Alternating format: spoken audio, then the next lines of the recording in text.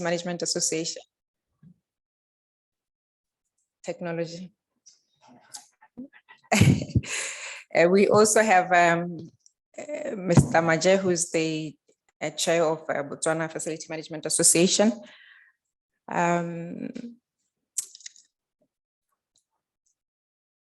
We have guests coming from South Africa, Mr. Clive Demond, who is the chair of Africa Cleaning Association. Mr. Jerry Ditlong, who is the chair of Bostwana Cleaning Association. I would not want to take the whole day to give us the list. We're very privileged to have the distinguished speakers who are coming in globally, some here present and some attending virtually. Over the next 2 days, I hope you will get good value for your investment. You can expect our very knowledgeable, experienced, best practice FM speakers to talk to how we can improve the workplace cleanliness, as I've already indicated that we have the Cleaning Association present. We will talk about health and safety because, as you know, post-COVID, we've had a real appreciation of how it has impacted our lives. Address issues surrounding inclusivity and diversity. Talk about the emerging psychosocial needs post the pandemic and how we can also cultivate a culture of trust in the business.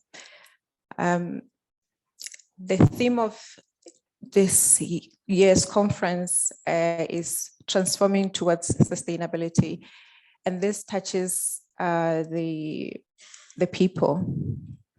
People are the drivers of business. It touches the infrastructure.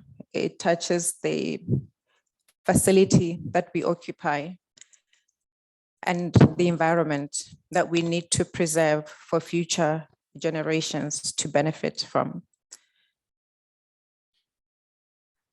So it is my hope that as we hear the different speakers share their best practice, that we will, take the opportunity to learn from each other, to take some takeaways and implement them in your own business operations. As you know, facility management is a vital function of a business, and it supports both the people who deliver the core business and the boardroom's aspiration for corporate social responsibility. It is an industry that is estimated to be worth $1.25 trillion according to Global FM. And so as facility managers, we have the responsibility to shoulder the task of delivering on sustainable FM, to educate our business and those that are responsible for allocating the resources. This is a very difficult task. I'm sure a lot of you here can relate to that. I want to also use this opportunity to call out to businesses as we hear all the different speakers over the next 2 days to, come out and let's take accountability for sustainability initiatives and CSR goals. As we will be having the conferences on an annual basis, it would be good to have many of you who are out here to share your plans, to share your achievements so that we can celebrate them. FMCE, just to give you a bit of background, was set up to be a platform that brings together industry thought leaders, practitioners, to share experiences, to share best practice, to talk about adoption of ISO. ISO are very important in aligning us with international standards. Best procurement methods for the supply chain in a sustainable way, how we cater for our people and address the key challenges of FM and building, which are sustainability, efficiency, resilience, and people centricity. Thank you so much for being here. We have the opportunity also to use the Zen room. Do take the opportunity to use it, try it out. It's a room that is by Botu Treats. It's one way that you can look into as a business to give your workplace a place for retreat. People get stressed out during the day, and this is one way that you can, as a business, provide a means for people to go out and take some rest. It's located across from this conference room. A special thanks to the sponsors, RGC Group, who sponsored the conference, and we've also got sponsorship from GPFI Bostwana Business Weekly, our media partner, TAM Projects, and you'll have the opportunity to have a look at their facility later over this 2 days. The partners, RIB and BOFMA. Before I give over the floor to Ramasube, we have a practical need to understand what we need if there's an emergency. I'm told there will not be a fire drill today, but we need to take care of the practical needs should a need arise for us to leave the building. Thank you.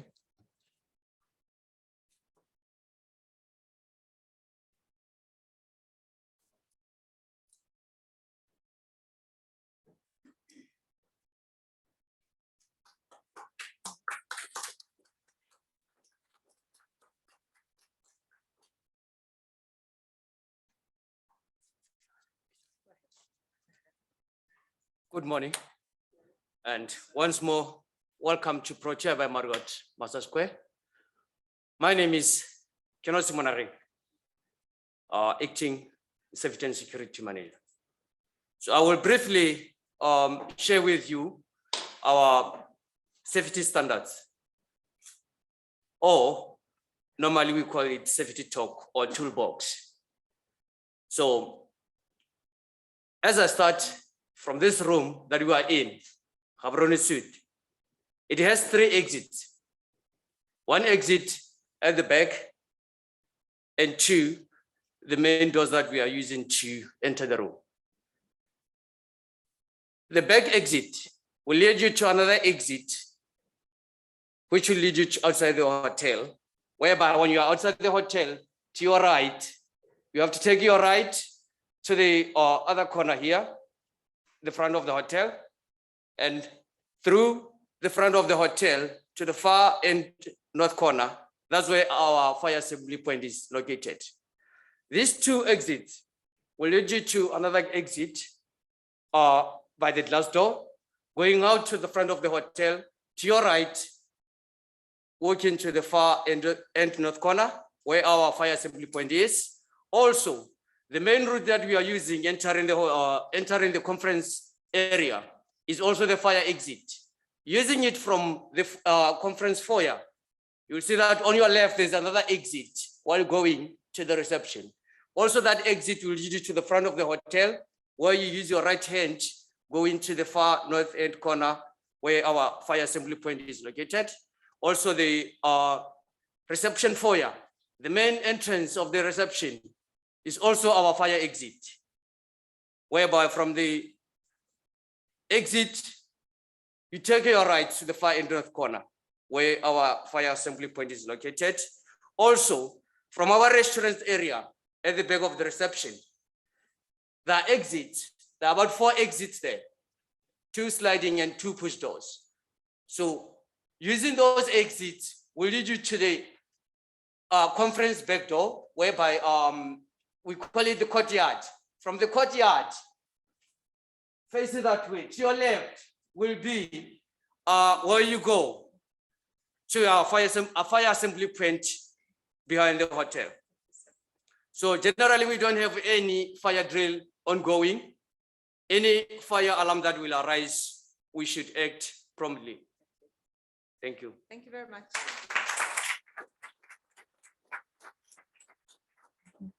It may seem like a waste of time, but these are very important protocols to go through if there's a need. Let me welcome Ramasube, who is the Chief Executive Officer for Standard Chartered Bank. I don't believe that you need a lot of bio reading. By mere fact that you are the CEO of Standard Chartered says a lot about your professionalism and your level of expertise, Ramasube. I'm very grateful that you have honored us with your time to give us a keynote address. Welcome, sir.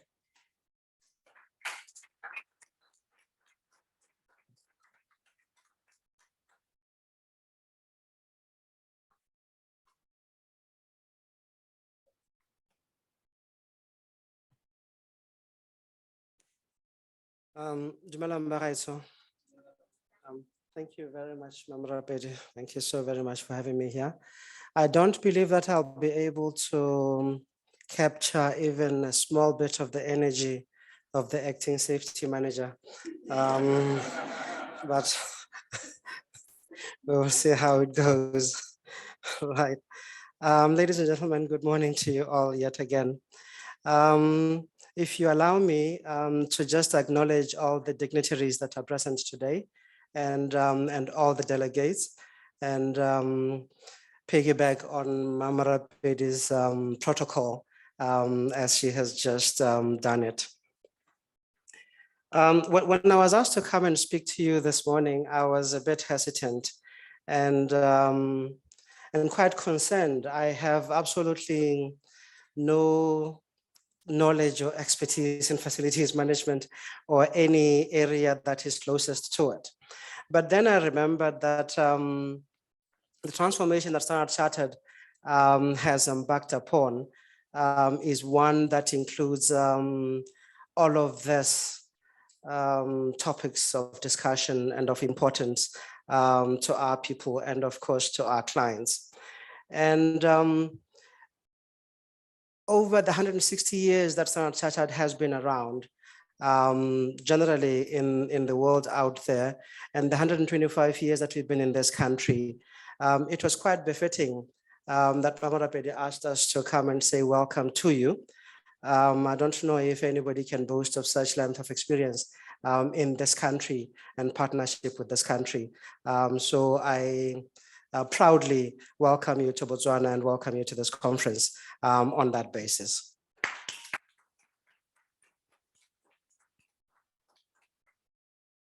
We, as Standard Chartered, have not been left behind. Every single thing that I'm going to say is meant to do two things. Basically, to demonstrate to you what our partners are able to do with us. And those partners, we're talking about yourselves and the work that you do with us and the rest of the other organizations. That's what we're going to be showcasing today. And what I will say will also just be whetting your appetite in preparation for the experts when they eventually do come through and speak to all of these things. Speaking from a business partner kind of viewpoint, right? In terms of what it is that we are doing with our facilities management and with our partners to, as I say, whet your appetite such that when the experts come through, it is a lot easier for you to relate and for all of us to understand when they come through. We have taken as a vision to turn our physical spaces into intelligent, digitally enabled spaces and realizing our property agenda that has been dubbed twice the experience, half the space. Twice the experience, half the space. Where the workplace is recognized as a community, bridging the physical, the digital, the emotional, therefore acknowledging the strategic significance of facilities management to any organization out there. Allow me yet again to demonstrate a little bit of the contribution that Standard Chartered has experienced, as I said, with the partners that we have worked with up to this point in time. We ourselves have made a commitment as a bank of ensuring that we bring out the best in all our colleagues by establishing and maintaining a work environment that promotes positive well-being, healthy lifestyle choices. Our goal is to enhance business performance, drive connectedness, enable collaboration, and support employee well-being through the use of communal spaces and connected spaces that will encourage the teamness that we want out of our people. We're trying to future-proof our workspaces, right-sizing and adjusting to new ways of working. The COVID pandemic has definitely taught us a whole lot. Chief amongst this is that there are indeed other ways of working, ways which encourage a lot more work-life balance, ways which require streamlined and effective spaces for our people and our colleagues to be able to work in. After an extended remote working experience during the pandemic, our colleagues' mindset shifted and they began to want different things out of their work environment, different things out of their own lives. And we had to therefore think differently in terms of the way we plan, the way we build, operate, and activate our spaces. And it had to evolve with the mind shift that I've spoken about in terms of what has happened with our colleagues. The key areas of change are generally summarized into two sections: how we plan and build the spaces that we're in, and how we operate and activate those spaces. We've gone through a thought process under a few themes that I shall go through very quickly to ready ourselves for these new ways of working at Standard Chartered. Connection with clients and colleagues is the first one. Working more effectively together, building trust with each other and our clients, and in turn building stronger relationships. That's a key concern as you design, imagine, or think through whatever space that you are wanting to operate out of. Collaboration and creativity, creating an enabling environment that helps the teams to be able to think together, to ideate and crowdsource in an impactful and efficient manner. Coaching colleagues and teammates, providing co-locations to support coaching in the general flow of work by being able to shadow and learn together in real time. These are some of the thought processes that the experts will talk to us about that we had baked into our thinking when we looked at the spaces that we operate in. Compassionate conversations and interactions. We believe that in-person conversations can help to maintain a sense of social connection, improving engagement and supporting individual needs and well-being. Celebrating people and milestones. Our environment creates impact by sharing important news. I think this is normal. It doesn't just have to be in the workplace. Milestones and providing recognition and fostering a greater sense of intentional community building. Quite important as we think through the spaces that we operate in. There are many positive opportunities for productivity, employee experience, and inclusivity, all the way from flexi working, of choosing to work at home, choosing to work at home, choosing to work at near home facilities, or a mixture of both. However, our time from the office has highlighted the benefits that we and our clients get from face-to-face interactions, the value of physical workspaces, the important role of the workplace for our well-being. In addition, for some of our colleagues, the conditions of working at home are less than ideal, with extra financial burden, with insufficient infrastructure and utilities, unsuitable or some shared workspaces, and increased risk of social isolation. Therefore, we do need to cater to the needs of our employees when looking at this particular topic. Just as a little bit of a digression, I grew up in an era where facilities management was not a body of knowledge. And I've come to a point where I have gotten to experience the body of knowledge around facilities management as an academic thought process on its own, right? We did not grow up with many opportunities for us to go and study facilities management. So it's not something that comes naturally to some of us in terms of our training. Right, over and above looking at the facilities that Standard Chartered permanently currently occupies, a further model which we're exploring is one of partnerships that provide additional near home or near client workspaces for our people. This partnership provides us with choices around how, when, and where to work, where we're able to help address some of the challenges that our colleagues may be experiencing and some of the objectives that they may be wanting to achieve in terms of their work and in terms of their life, enabling us to work wisely and ensure that our clients can feel our presence, ensure that our colleagues and teams can feel the connectedness that they all desire. We have also moved on to look at the professional workspaces that are located in city centers across the whole of Standard Chartered in the 59 markets that we operate in. Some of them are in major districts and some of them in travel hubs in the markets that we are in. Non-bookable booths are some of the concepts that we have come up with: meeting rooms, work pods, hot desks, and all of those that our people desire to be effective in terms of getting their work done. At the same time, we're continuing to improve how we use our bank office spaces with a greater focus on providing areas of collaboration, connection, and focused work to support a more flexible workforce. I believe that our focus on creating a differentiated and future workplace that works for all of us will truly put well-being, performance, and empowerment at the heart of our organization. It's an important caveat that I want to continue bringing to you to say that all that I'm talking about is what we are doing with our partners, those who are experts in areas like this, right? And not get myself into trouble of you then thinking that I'm an expert and getting me at break time and saying, tell me more about the stuff that you were talking about.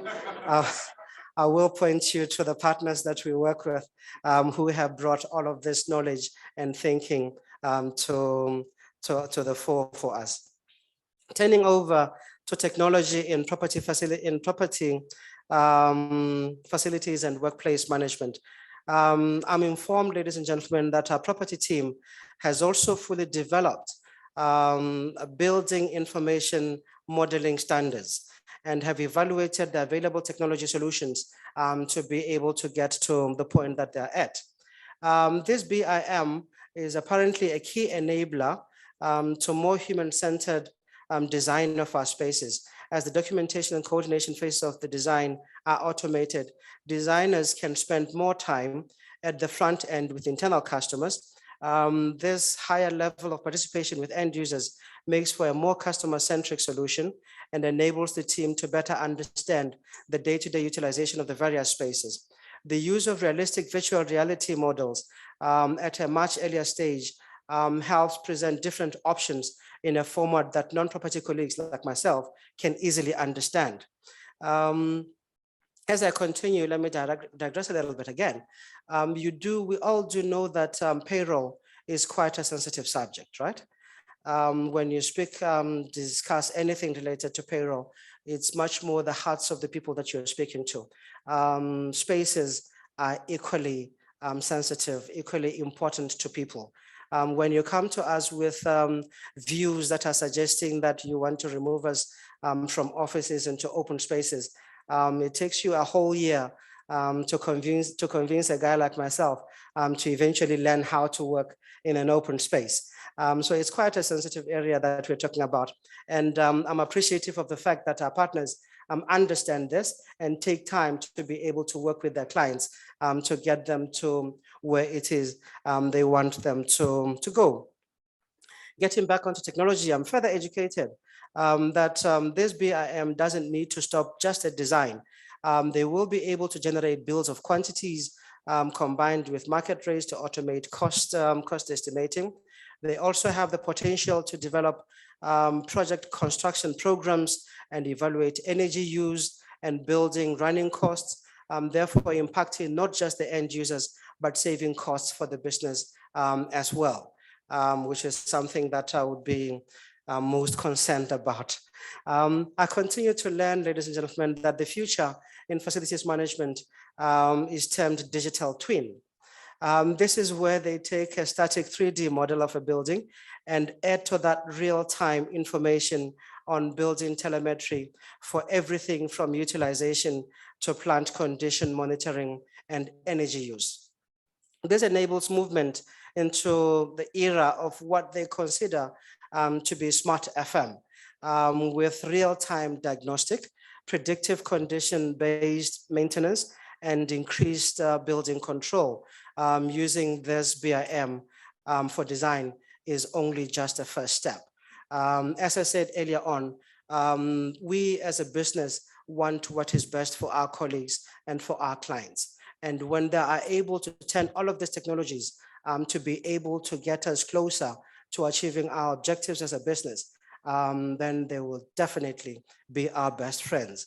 BIM brings significant advantages to property and to internal customers. It can be implemented for negligible incremental cost and is a step forward for property facilities management in terms of digital transformation that aligns to external best practice and technologies.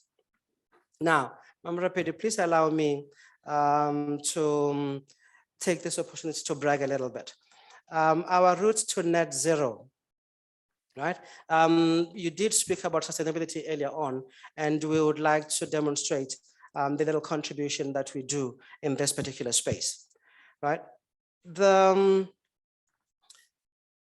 This excites me quite a lot because it's quite sustainable, and we've got a large amount of sun in this country that we could harness and do a lot more than we are currently doing. And it is something that I am keen on. Let me just quote our global CEO, Bill Winters, made a bold statement by saying that Standard Chartered will become the most sustainable and responsible bank, full stop. Standard Chartered will become the most sustainable and responsible bank, and that's it. We're still here to make money. We're still a profit organization, but we will do everything that we do in the most sustainable and responsible way. That's basically what we were talking about.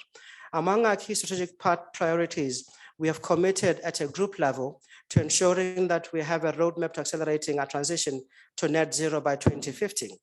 This priority speaks to both our desire to reduce carbon emissions, as well as the journey with our clients to reduce their own emissions. This is a move which property function is driving and has already made significant strides in.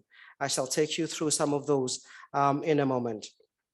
As part of our roadmap, we have undertaken a number of steps on our road to net zero.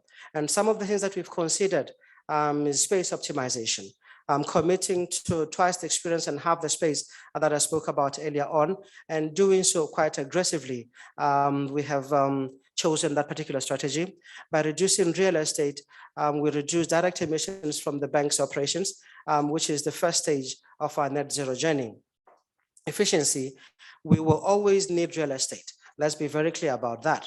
But what's important here is that the remaining portfolio we use operate as efficiently as possible.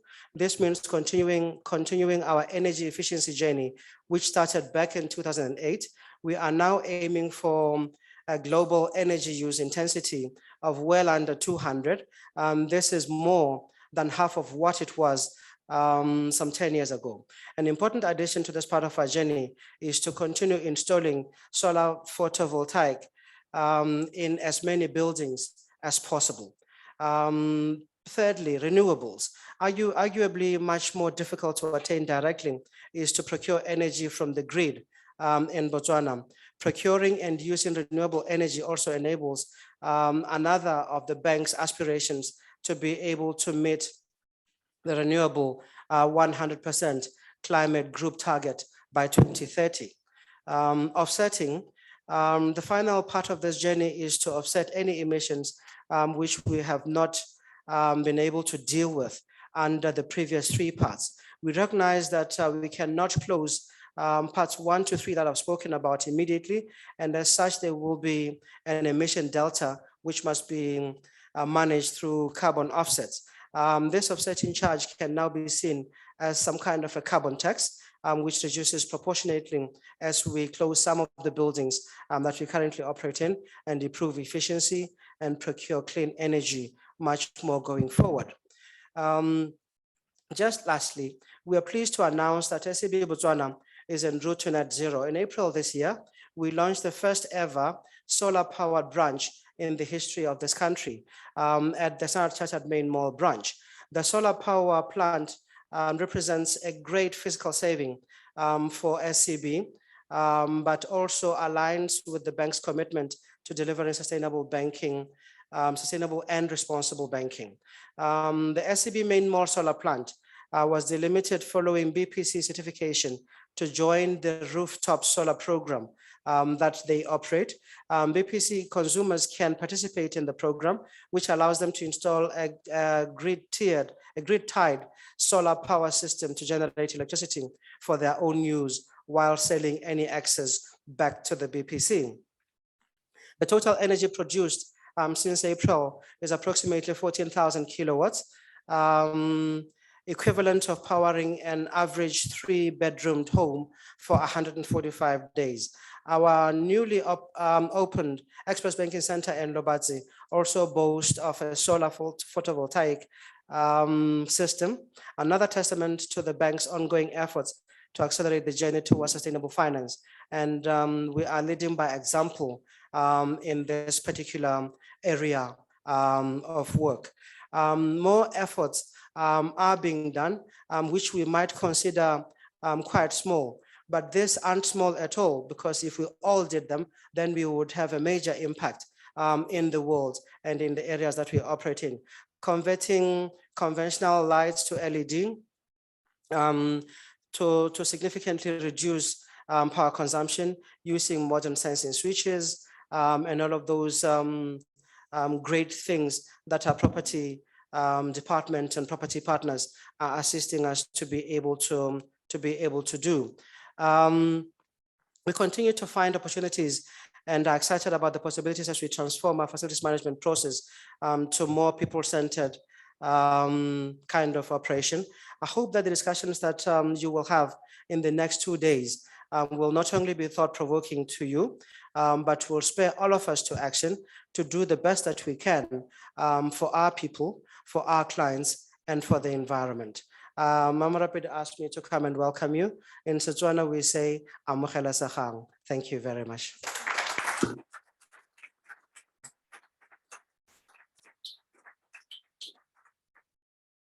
Wow, that's an amazing template for business. I'm sure there's so many more to share their experiences, to share their plans. Thank you so much, Re Masupe. I don't think it's necessary for me to replicate everything that you have said, but I'm very pleased that you came on as the speaker who shared your plans for the future, for sustainability, considerations for the people, for the environment, for the workplace, and more so being adaptive to the changes in the environment. Thank you very much. I'd now like to welcome Mr. Moje, who's the chair of Botswana Facility Management Association, to give us an overview of all the good news that we have been achieving to formalize our association. Thank you very much, sir.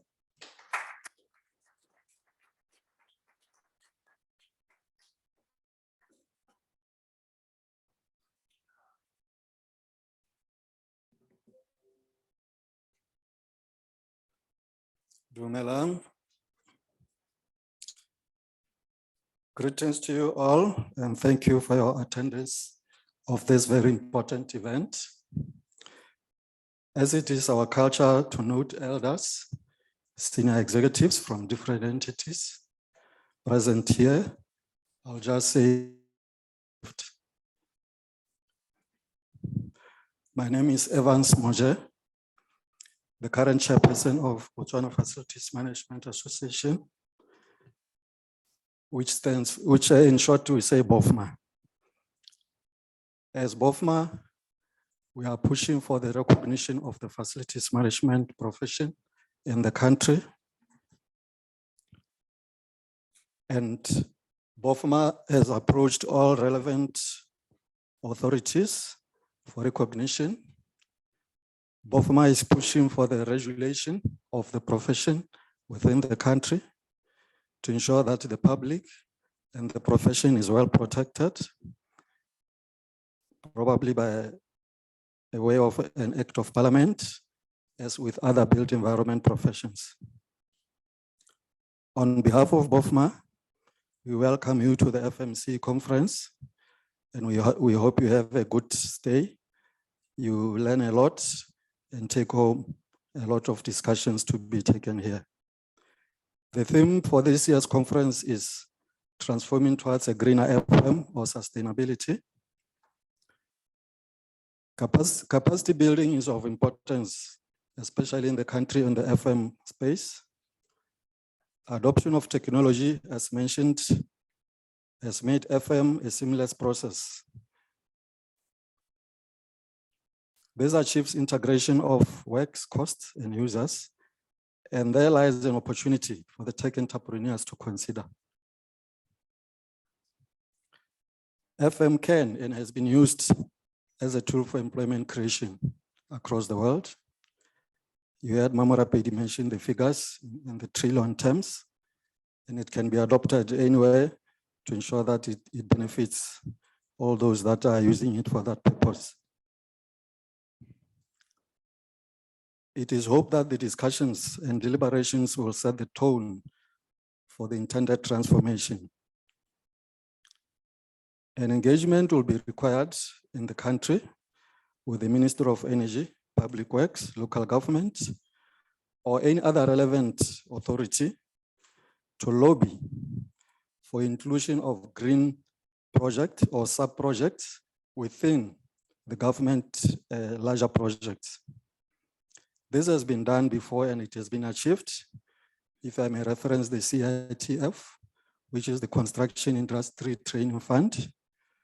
Each construction project contributes a certain percentage towards that fund, and that fund is used to train built environment trades or related trades. A similar approach can be done for any project that government undertakes. For example, for recycling of the grey water system, either to be used at school in the school gardens. We all have been going to primary schools. We know there is agricultural subjects, there are gardens there, and currently it's either the gardens are not working, or if the garden is working, they're using potable water. And we know currently we have water challenges in this kind of, in this region. Solar energy can be also considered. Maybe in part we use the other conventional power, part of the structures we use solar. That way we ensure that we harness the solar that we have in the abundant in this country. So those are just maybe some of the suggestions that can be used. And these proposals can also be targeted to the youth and entrepreneurs to come up with proposals for government to consider, which I believe they can make a big impact in terms of sustainability and the greener energy. And on that note, I would say, please take note of what is going to be discussed here, and have a wonderful event, and let's make a difference after this event. Thank you.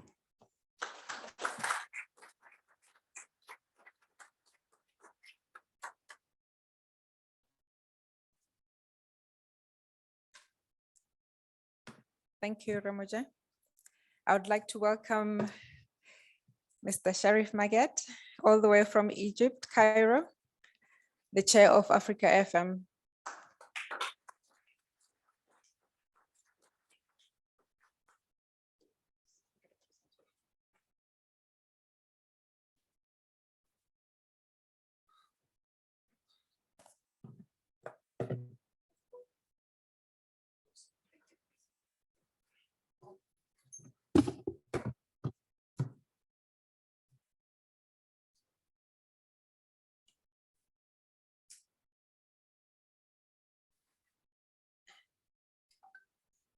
Okay, good morning, everybody. My name is Sharif Magid, Africa FM chair, and I'm a facility manager.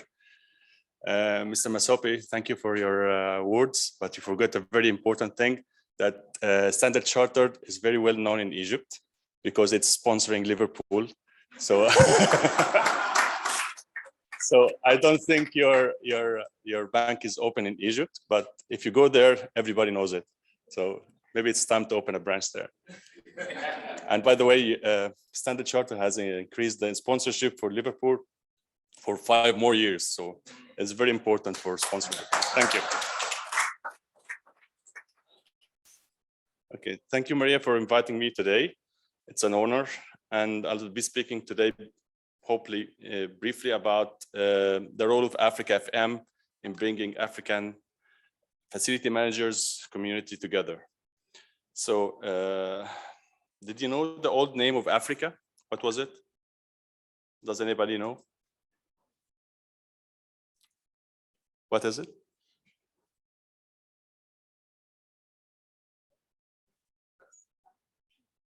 It's called Al-Kebulan.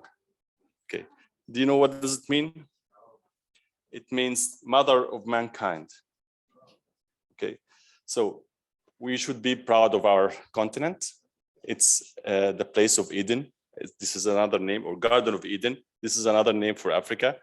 And they started to calling it Africa in, I think, the 17th century or the 18th century.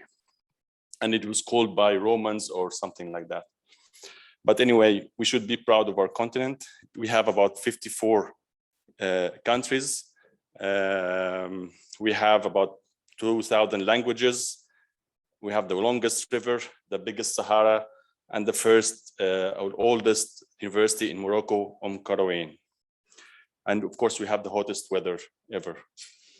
So what's important or very potential for Africa, that we have a young population. By 2050 will be 2.5 billion in Africa, and mostly young population. And we have to start to depend on this population and to build on them. So Africa represents the future of humanity, and we have to build on this. And Africa FM being born to bring facility managers and young facility managers around the continent together to learn from each other and share experience. Okay, next, please. Sorry.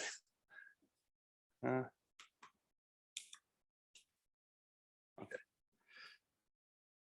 President Mandela says, okay,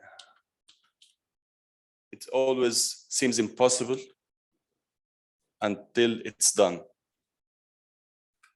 Okay, so it seemed impossible to have Africa FM maybe a couple of years ago, but it well started and is going in the right direction. And I hope that we continue together about this. You have to help me here.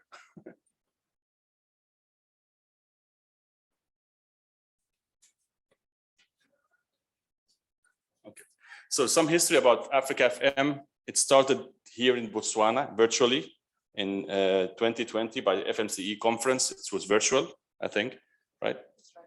So this is the place of birth, and it's very nice to be here as well in the place of birth of Africa FM.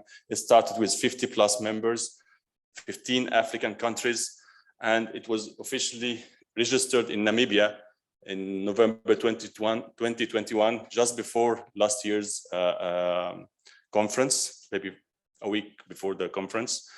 Our mission is to create national FM bodies across Africa and to serve as a platform for promoting facility management and to serve as a Pan-African FM organization as well. Next.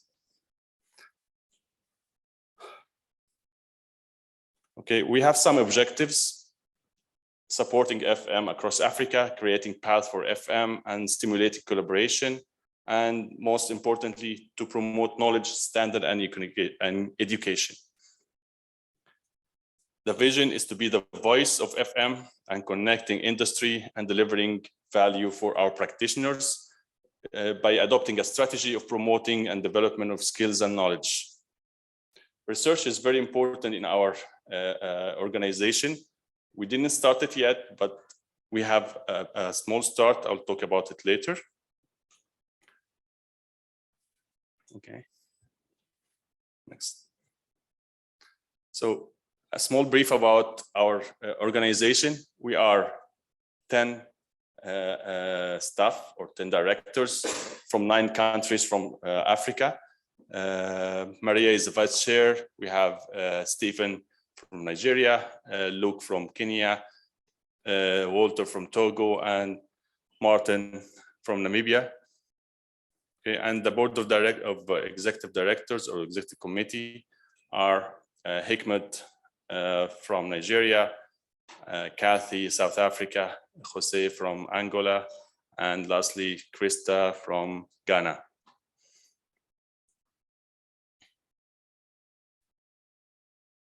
Okay. We also have an appetite for conferences and events. We had our first annual conference in last year in Abuja, and some educational events, and we celebrated also the World FM Day last May. This was next.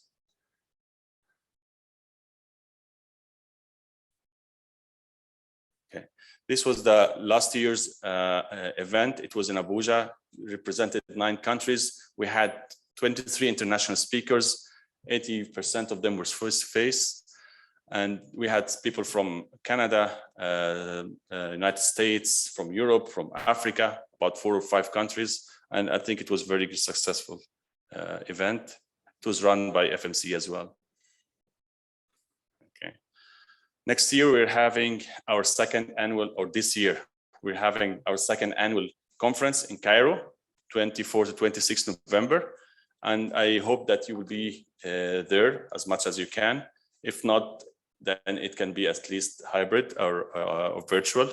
Our theme would be accelerating FM across Africa towards sustainable development.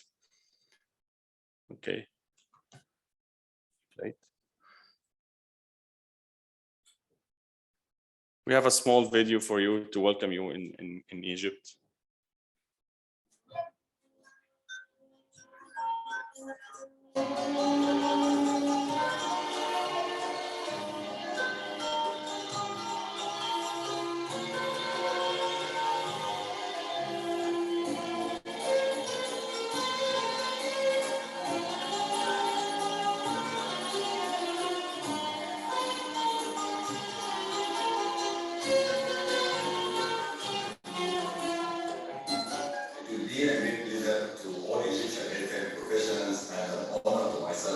Inviting you to hold the next year conference in Egypt. Thank you.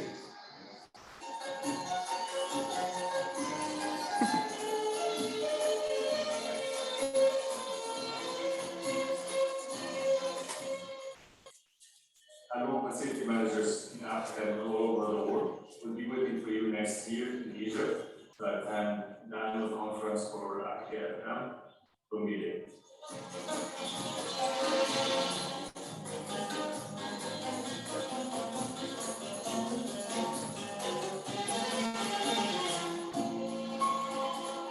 Don't miss the AFM conference in Ghana next year. Looking forward to meeting you all FM professionals from around the world.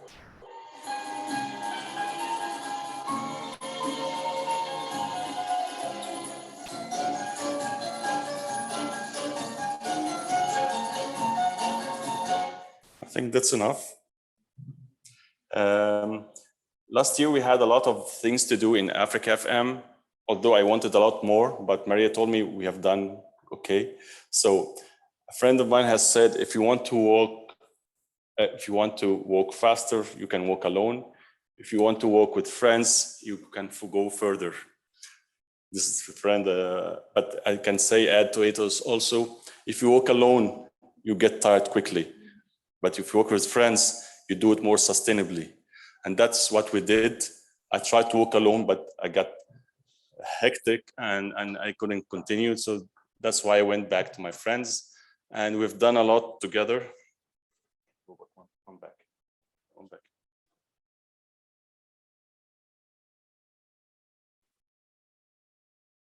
Back. It's not there. Okay. So these are quick achievements and future affairs that we have done in Africa FM. We have led the association, the board of directors, and established a FM standards committee. And hopefully in the future, we have more associations in Africa FM and in the local countries.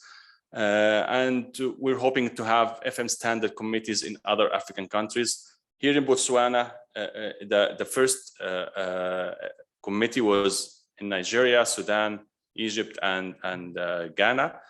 I think Botswana is leading. Nigeria has already finished their standards committees and they're well established. Botswana is next. Hopefully Egypt will be following them. For business, we had established a business plan and developed a process for management framework. Our next future affair is to have more organizations in the French-speaking nations and to drive more revenue. Put more, the next one. Yeah, and drive more revenue growth through memberships and sponsorships. And I hope that Standard Chartered would be one of our sponsors as well. For education and research, we have finished the gap survey and it was very informative. We had established an education committee, we had framework for FM training, and we have also established a research work committee under Africa FM. It's led by Kathy Mitchell from South Africa. And for future, we are hoping to collaborate more with other institutes and maybe prospects from East Africa, and to roll out a benchmark survey for all African countries and host more workshops every month. Next. And for collaboration, we have finished our first annual conference in Abuja, and I think it was a success. We had engagement with various stakeholders, and we had finished our branding, which was very, I think, challenging part. The future is Cairo conference and also ongoing discussions with different institutes like FM House and APPA, and maybe continue with our FM sessions monthly. And I want to thank Evans for having the next month session in Botswana. He just announced me this yesterday, right? Right, Evans? Okay. For memberships, we have developed the membership packages, and we are happy to say that we have our first 2 business memberships. One of them is GPFI and other from Côte d'Ivoire. And for future, we want to raise awareness for memberships and continue engagement with the practicing organizations. Lastly is the administration. We managed to register, as I said, Africa FM as an NGO in Namibia. It was very difficult process. Also another difficult process, opening a bank account for an NGO. It's impossible, but thanks to Martin, he was very diligent to do it. We had also website development through GPFI. Next step is to have our FM office. We don't know where, but maybe the headquarters would be here in Botswana, hopefully. And our future affair as well is to raise awareness for Africa FM by supporting local FM representation. Back to getting everybody together is to join Africa FM and Global FM. We have tried to partner with Global FM, but they only take nations, not continents. So I've asked the Global FM chair to write us some words, and he sent this slides to me. And he's talking about facility management trends, or global trends, by continually improving FM organization productivity, integrating sustainability solutions, and most global FM organizations are integrating digital smart technology and also incorporating ISO FM standards. We don't have a lot of associations that have standards in their countries yet, but we're hoping to collaborate and have these standards promoted and done by the government or acknowledged by the government, so that all the associations and FM service providers would adopt it and work on it. Okay, can you work on this? So the next one, please.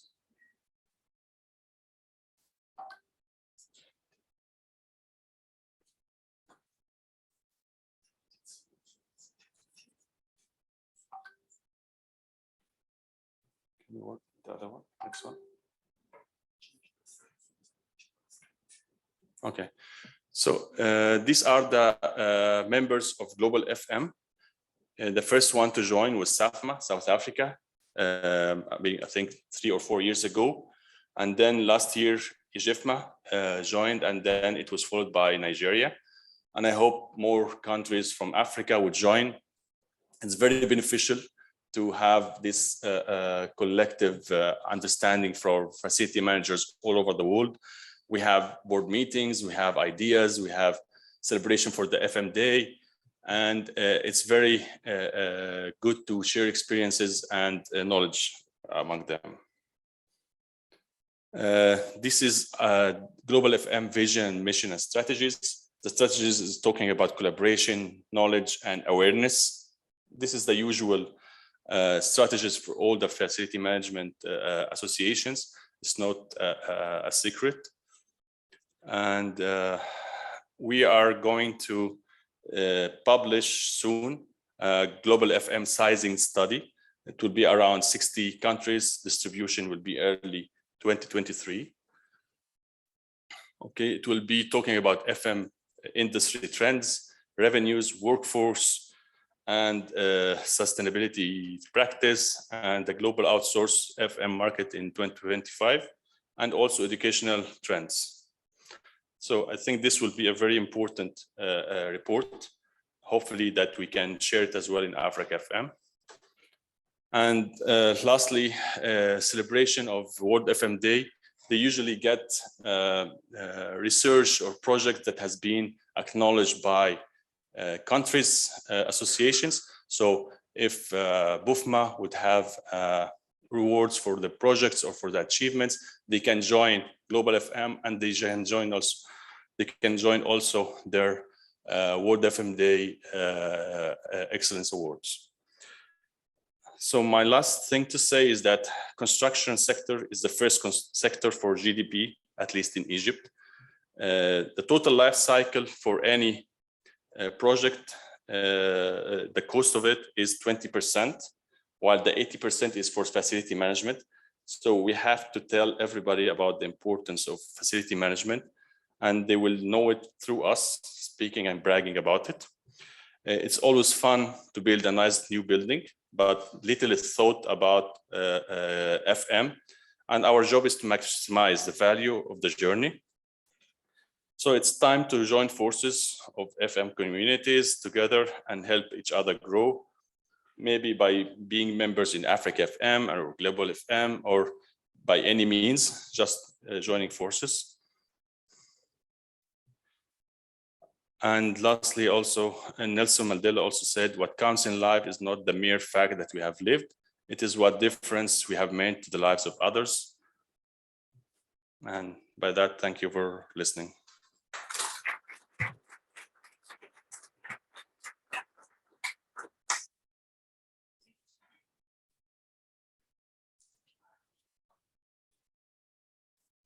Thank you very much, Sheriff, for sharing the vision of Africa FM. I'm aware that we are running a little bit behind with regards to our program. We have the next speaker, Mrs. Vitimelo Mohopa from FNB Botswana, to talk to us about focusing on strategic investment decisions that facilitate a sustainable and thriving workplace. Thank you, Mama Hopa. Welcome.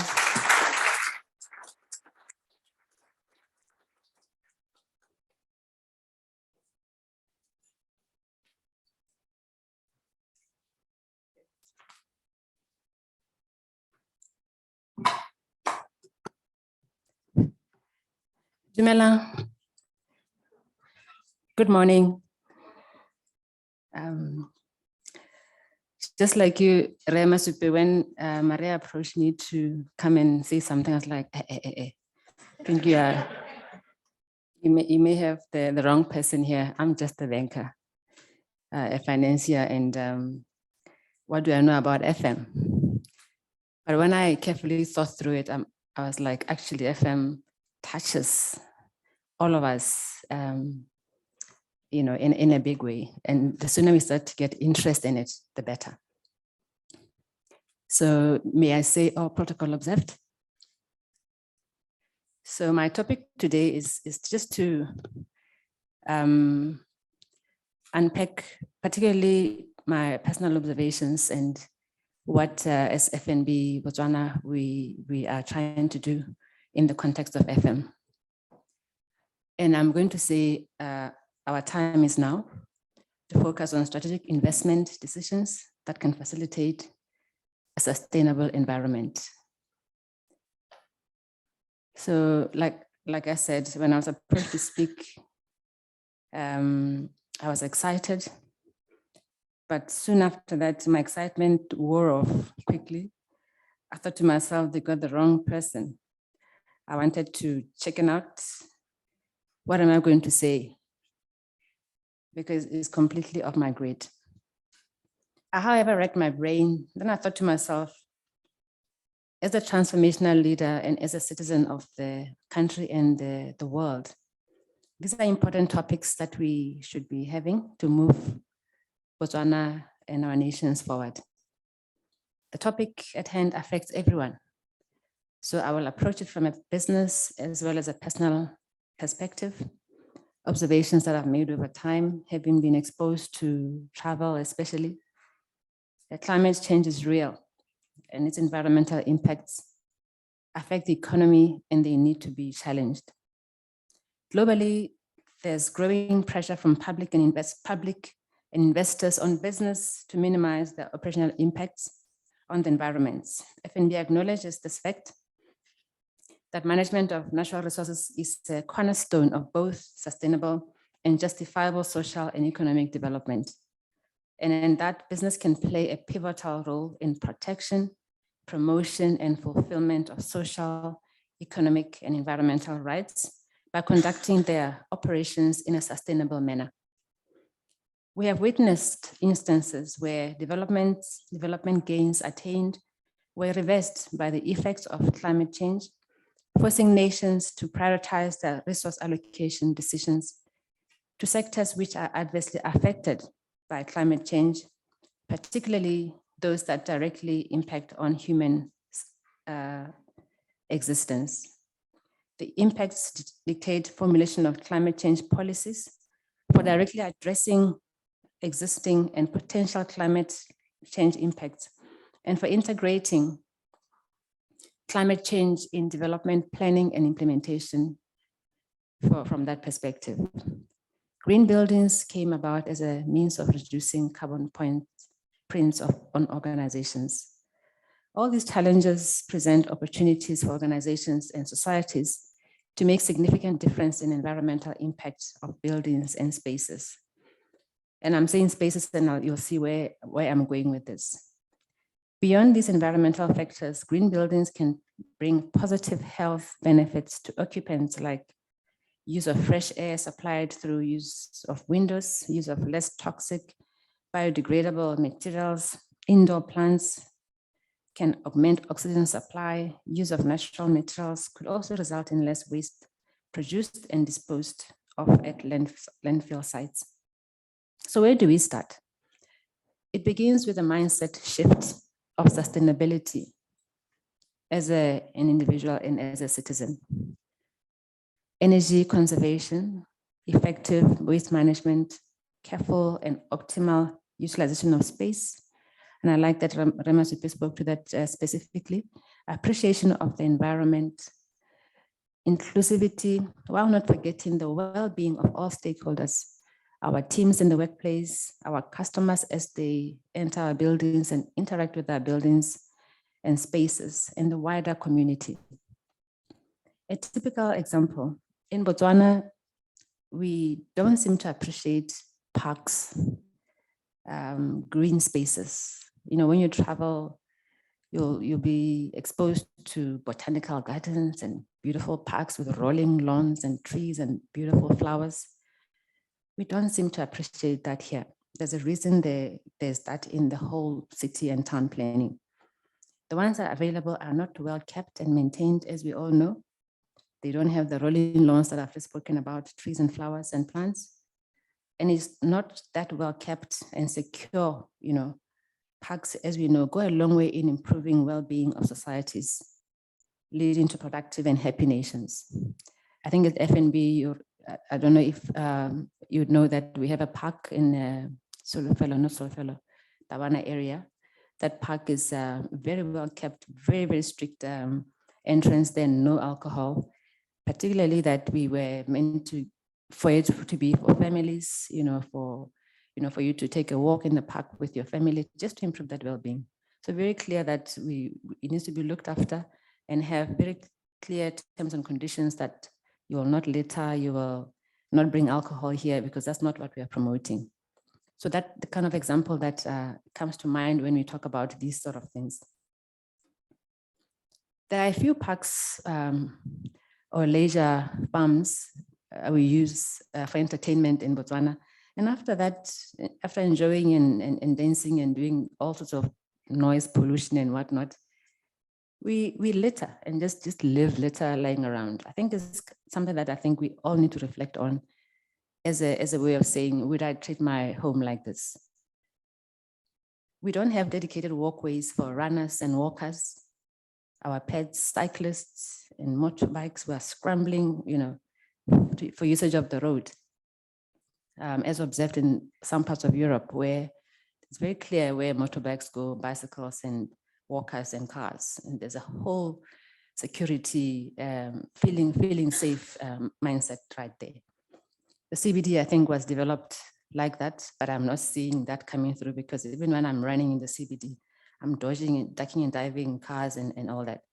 I think it doesn't promote the wellness and the well-being that we're trying to do.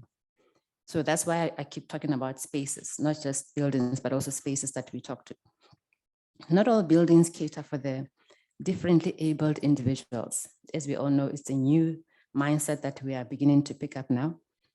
And the majority of us don't use energy-saving bulbs. Although we have a Botswana who has created these solutions in the country, the business called Light Bulbs, Bulb World, sorry. They do energy-saving bulbs that we could begin to pick up the conversation from there.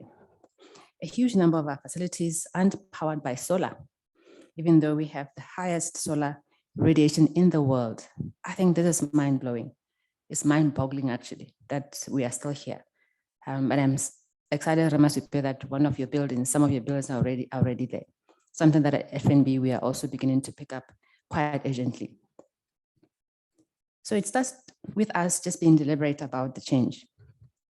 What will it take for us to have a mindset change as a nation and get everyone on board? We often talk about investment without a clear strategy and second-rate execution, which is a recipe for failure, as we all know. How do we start to make everyone purchase energy-saving bulbs? Incorporating solar structures in our houses as we build, something that we should also think about as financiers, to say, if you're gonna come and get a home loan or a property finance from me, how can I incentivize you to get solar day one so that it gets built, because it's a perception that is expensive. How do you build it into the whole package so that customers can access it? Using solar lamps to power our gardens, as well as using recycled water for watering. How many of us here in this room do that with our gardens? Have 3 types of waste bins at our homes. As we know, even at work, in malls as an example, one for organic biodegradable material, one for recycling material, and one for non-recyclable material. I saw this, as I said, in your travel, you get exposed and you're like, why are there 3 dustbins there? And you can see the conversation is shifting already. They separate their waste for exactly the issue of saving our planet. The investment should start with educating a nation, putting the tools in place and re-educating them from a continuous use of these tools. And I guess it starts from a very early age, because some of us were learning these things as we are grown up. You know, do we talk about these things in primary schools and secondary schools to get our children to start the conversation? Caring about the environment starts at home. And if everyone cared a little every day about their surroundings like they do with their homes, the world would be a much better place. So how do we move forward? Starting with effective utilization of space. Firstly, we need to have the well-being of our teams and customers and the wider community at the center of everything that we do. Secondly, we need to save energy, build adequate ventilation systems, ensure our spaces are attractive, vibrant and calming and clean, and leave a long-lasting impression with the users. There's a need for sufficient lighting and ventilation and controlled water use with motion sensing technology, while ensuring that you have plentiful parking for everyone. To what extent have we repurposed our buildings post-COVID since we started hybrid working model? In the context of saving space, how do we become economic while making our teams comfortable at the same time? Since some organizations are still hybrid, why don't we build open plans, cozy and vibrant meeting rooms and pause areas to better assist our teams with high pressure environments and mental wellness? How mindful are we about this as we are sitting in boardrooms and deciding on these big decisions? What can we do to optimize the spaces? So what have we done as a bank so far?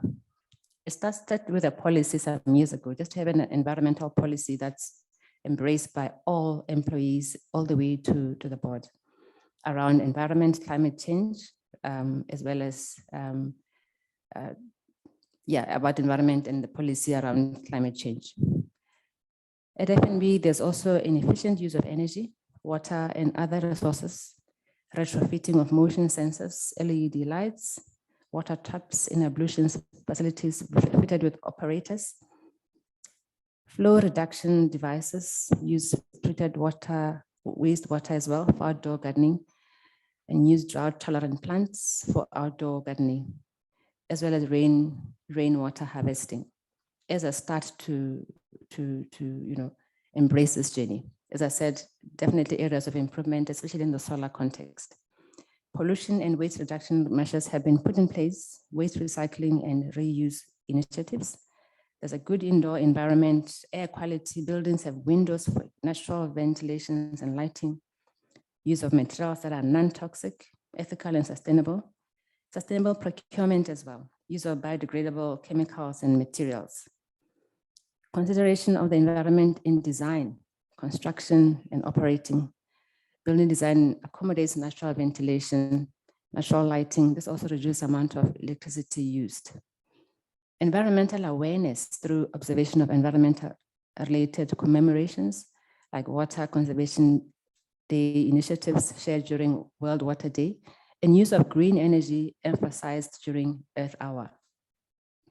We have repurposed our entire second floor at First Place in CBD as a pause area to support staff with a calming environment when under pressure, overcome with anxiety and need support with mental wellness. This floor used to be occupied by certain business units. Now it's been repurposed and anyone can use it. It's got colorful meeting rooms, plants, pause areas, project areas, one-on-one conversations, and it's an amazing place to keep the team engaged in the workplace and happy. Lastly, we have recycling clubs that promote fitness and green travel. So we have a mammoth task before us. However, all of this can be achieved by a mindset change, education, putting tools in place, investment, effective waste management, careful utilization of our spaces, appreciation of the environment, energy preservation, sustainability, and most importantly, collaboration. I think Ramasupi spoke about partnerships. We cannot achieve this alone. I think it was also mentioned by a previous speaker around you can't go at this big task on your own. Let us focus on strategic investment decisions that can facilitate a sustainable and thriving environment. I'd like to challenge all of us in the room to introspect and evaluate as to how we have contributed towards addressing climate change and promote green thinking initiatives while still consciously aware of the people we serve and their needs. Let us set aside budgets for green initiatives that will help us attain long-term goals. To end, let us join hands with our government and commit to the reduction of our carbon footprint and set ourselves some measurable targets. This will enhance the standards of our facilities and improve our corporate images, but more importantly, the well-being of our nation. Thank you very much.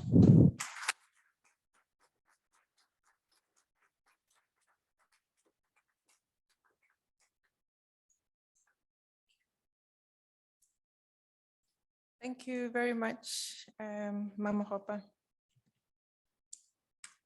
We have one more speaker before we go to tree break. Just bear with us a little bit longer. Thank you again for sharing your experience. We definitely need to have these engagements, and I mentioned this at the beginning, where we will not only talk about these matters almost in a theoretical manner, but also tangible, deliverable, that we can celebrate. Because if we don't come together in a platform such as this, we don't know how much has been achieved out there. And every experience from each organization, from each sector can be an inspiration for the wider adoption. Having said that, I would like to welcome Ramaje, just a quick overview from the real estate side.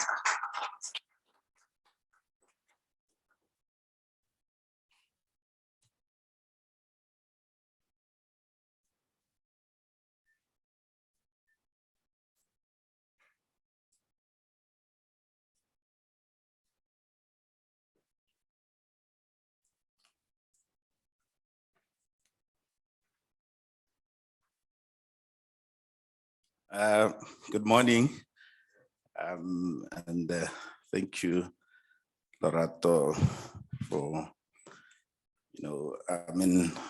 having asked me to grace this amazing initiative. FM is a very important part of real estate, and I think it's one area where we have limited understanding of it. We have no concept as to how it works, or it gets mixed up with other terminologies or other activities, especially property management. Having set up something like this to help us convene year on year. I know that there was a pause due to COVID, but we are back here today, and it's very exciting that for the first time we are meeting in person, even though we are still confused. We don't know whether to greet with a fist, an elbow, shake a hand, but I think when this conference is done, we'll know how to greet, or maybe FM guys would have put out a manual as to the greeting concept. Ladies and gentlemen, I think you can see that for me, it's carte blanche. There's no specific topic I need to talk about, which is nice because I can just, pull out things all over the place and make them look like a decent statement. So, and you can see I don't even have anything written. But when Maria did that, she said, because with my experience in real estate, and at one stage, when I was doing my, degree in real estate, for some reason, I chose to, do facilities management as my research program, and at that time, I don't think, when I got to Bostwana, I found that this thing doesn't even exist in anybody's thought process. So I just left it behind and, focused on what was there, which is valuation. So now today I'm being called,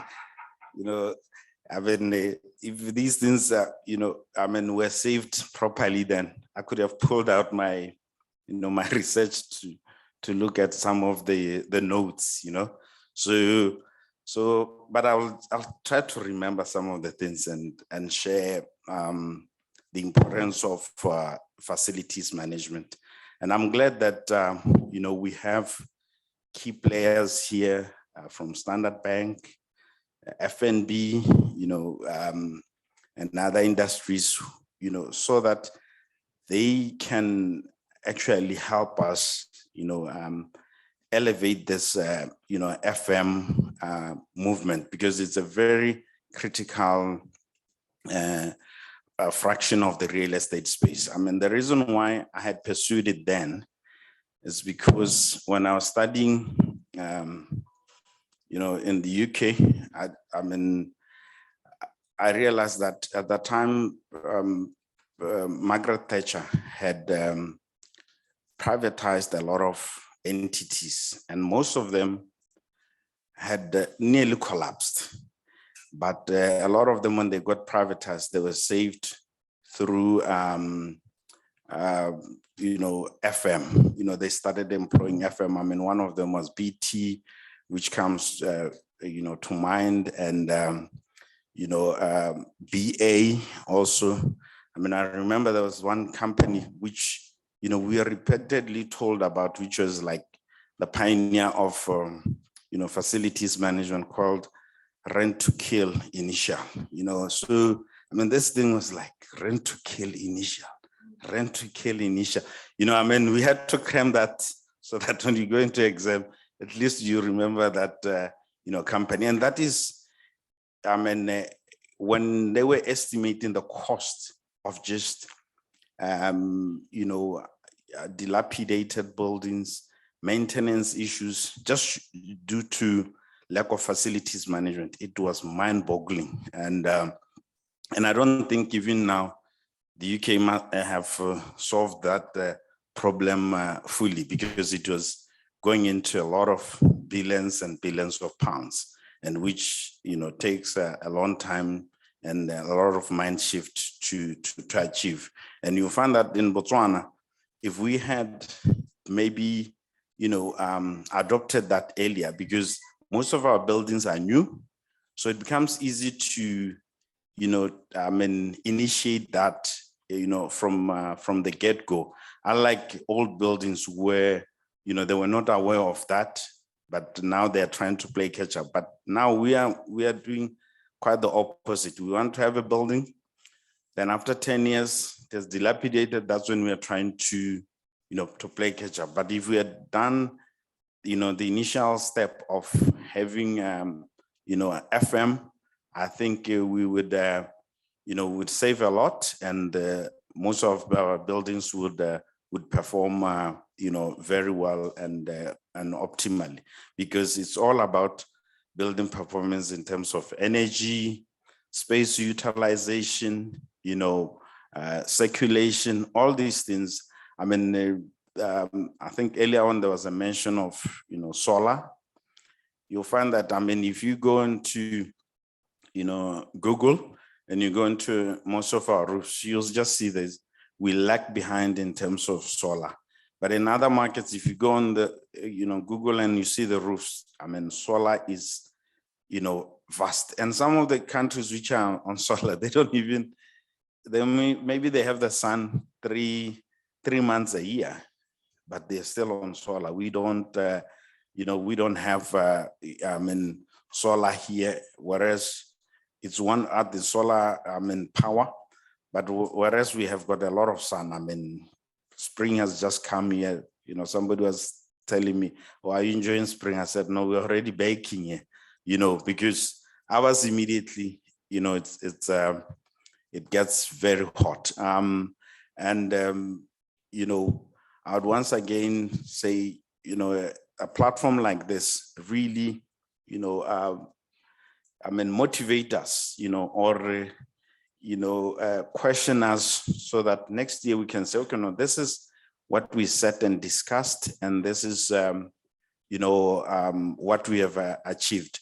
And we want to see also FMCE, collaborating with the educational institutions, private training. I see, even RIB and RIAC, architecture, so that this, the education of FM, is imparted, it forms part and parcel of, the curriculum. It shouldn't be a secondary, a module or topic, because I remember when we were doing real estate, there were a lot of things which we were taught about, which, I think there could have been, one of them could have been substituted with an FM module, which would have helped us a lot in terms of, our understanding. So, ladies and gentlemen, I think, I came to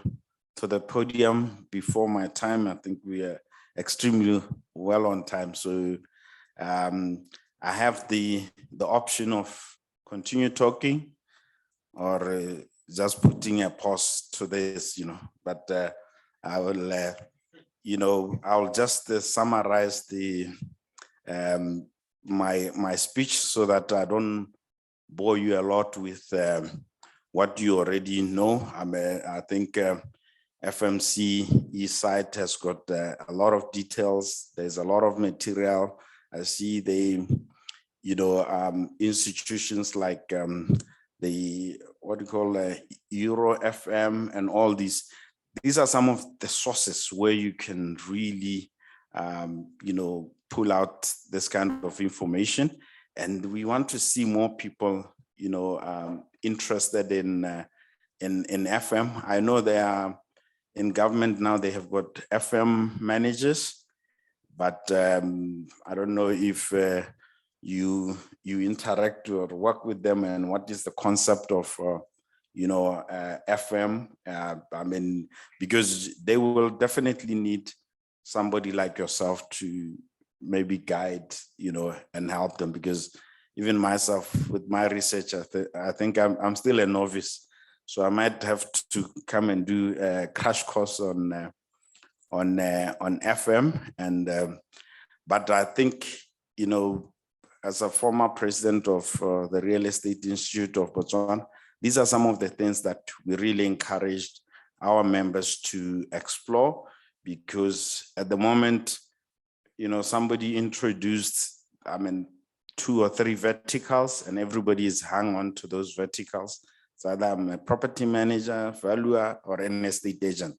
But, in built environment or real estate, there are just many verticals, and FM is one of them. I see that, we have also visitors or panelists or experts from other markets. So it really shows that this is a growing platform, and we need to embrace it whichever way possible. Ladies and gentlemen, I think with that, I'd like to say thank you very much. Let me not, bore you with my lecturing, you know.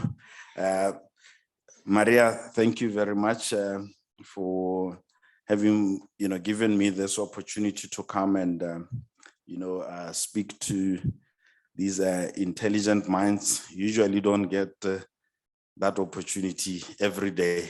Thank you.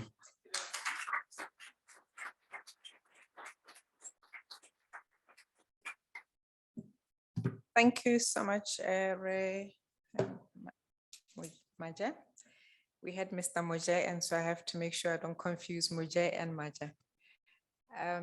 Yes, I was wrong earlier on. I thought we were running a bit behind. We are due for a refreshment break. It's important that we go out and refresh, but I wanted to just give a little bit of a thank you to all the speakers that I have already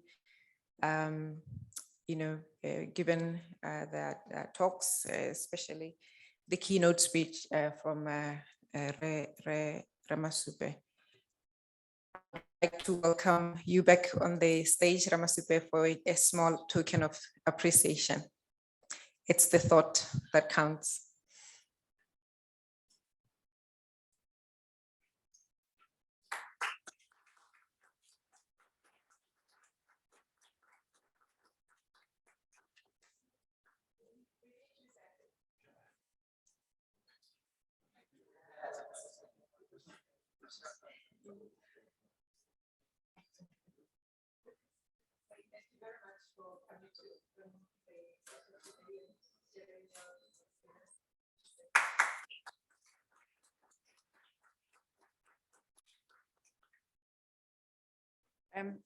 I'd also like to welcome Ray Moje.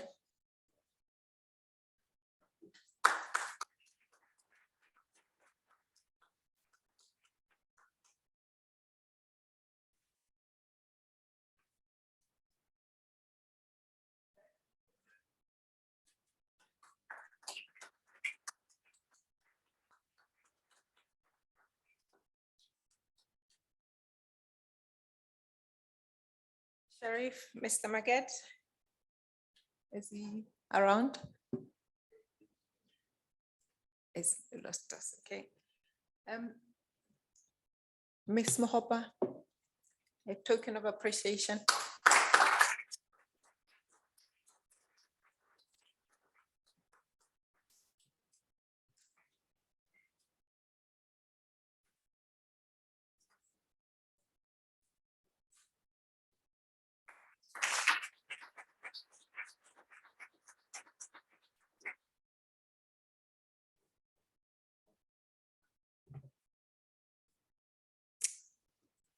And Ramaja, sorry I made you work all the way back. It's good exercise.